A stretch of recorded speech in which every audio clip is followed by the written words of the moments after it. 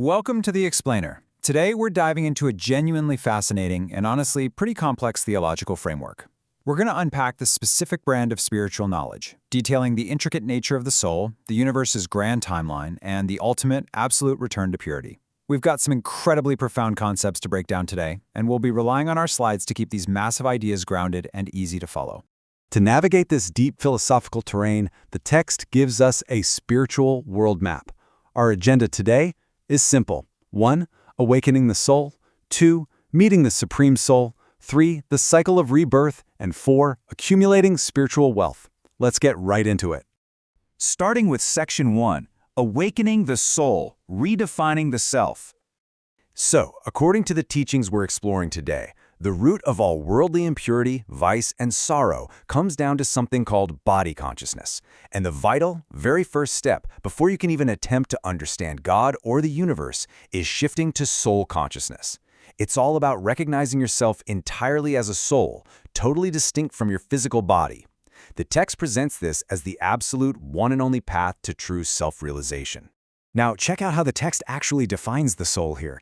It's not some cloudy mist or ghost-like shape. No, it literally defines it as a tiny, sparkling star, a single point of light located right in the center of the forehead. And get this, within that minuscule, microscopic point, an entire lifetime, actually up to 84 births, is perfectly recorded. It's like a cosmic hard drive.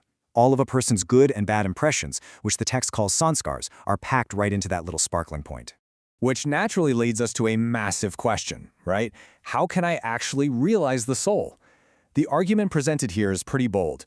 It claims that human sages, holy men, and even traditional scriptures can't actually trigger this realization for you. Why?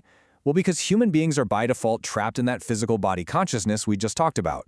To truly wake up, the text argues that only the Supreme Soul, someone completely outside that physical trap, can step in and explain it. That brings us to Section 2, Meeting the Supreme Soul, the Divine Architect. Okay, so here is the crucial distinction the text makes. On one side, you have human souls and even revered deities like Brahma, Vishnu, and Shankar. The text states that they all have physical or subtle bodies, and they're all subject to the cycle of rebirth. But on the other side, you have the Supreme Soul, God Shiva. He is entirely incorporeal. He isn't visible. He never becomes impure. And this is key. He never takes rebirth. He stays completely separate from the human cycle of suffering.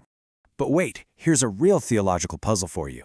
If this Supreme Soul is completely formless and never takes birth, how on earth does he communicate this profound spiritual knowledge to humanity?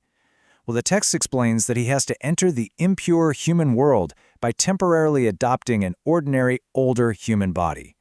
This human medium is named Brahma, and the text uses this really striking metaphor for him, calling him the lucky chariot. It's literally through this human chariot that the Supreme Soul speaks, sharing the knowledge needed to create a brand new, pure world. Moving right along to Section 3, The Cycle of Rebirth, the Grand World Drama. So this framework maps out what the text calls a ladder of descent. See, we're not looking at history as a straight line here, but as a massive, repetitive cycle where souls take up to 84 births. You start out perfectly pure, right at the top of the ladder in the Golden Age. But over time, birth after birth, souls gradually mix with what the text calls alloy, basically spiritual impurities. They slowly lose that initial purity, stepping down the ladder through the path of devotion until they hit rock bottom, the Iron Age, an era of total impurity. Let's break down the dynamics of those eras a bit more. Now, the text makes it crystal clear that there was never some epic physical battle between the ancient Sun and Moon dynasties. We aren't talking about a historical war story. Instead, it's a story of gradual spiritual decline. The once pure masters of the world slowly descend into the Iron Age, which the text pretty bluntly calls the Kingdom of Ravana, or Hell. Because of this widespread extreme impurity, the whole cycle has to culminate in a massive time of settlement. The impure world gets destroyed, so the pure world can be ushered right back in. And finally, Section 4, Accumulating Spiritual Wealth, the Daily Practice. Because the spiritual knowledge is considered so totally new, and honestly, pretty counterintuitive to how we normally think, it requires some intense focus. The text states that a brand new student actually needs to sit in a bhatti, which translates to a spiritual furnace, for exactly 7 days. This intensive 7-day period is seen as absolutely crucial to really grasp these deep concepts without getting totally confused or throwing up mental roadblocks. For anyone practicing this discipline, which they call dharana, the daily routine is highly structured. First up, you're waking up super early in the morning. And the goal here isn't just to passively read a book, it's to churn the ocean of knowledge. You have to deeply, actively reflect on these teachings until they are rock solid in your heart. Once you've done that churning, the practitioner's job is to focus their intellect purely on remembering the Supreme Father.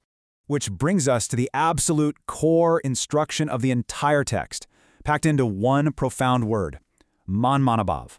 The Supreme Soul's ultimate directive is simply, remember me, and your sins will be absolved. Now, this isn't about physical rituals or chanting. It is strictly an internal pilgrimage of remembrance. According to the source, this is the one and only guaranteed method to burn away the alloy of past sins, conquer bad habits, and get the soul back to its original, sparkling pure state. The text wraps up its teachings with a really powerful, highly practical blessing. It urges its followers to become a #1 businessman. Now, in this context, a spiritual businessman is someone who literally doesn't waste a single thought.